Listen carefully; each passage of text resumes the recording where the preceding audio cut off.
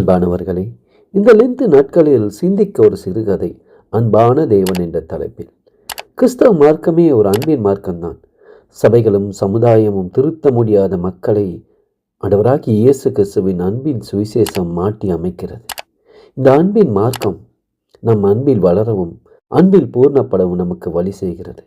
1 யோவான் 4:8 சொல்லுகின்றது, தேவன் அன்பாகவே இருக்கிறார் என்று. பசிபிக் சமுத்திரத்தில் பிஜி தீவுகள் உண்டு. ஒரு காலத்தில் அங்குள்ள மக்கள் நரமாம்ச பச்சினிகளாய் வாழ்ந்தார்கள். மனிதர் சாப்பிடும் பழக்கம் அவர்களுக்குள் இருந்தது.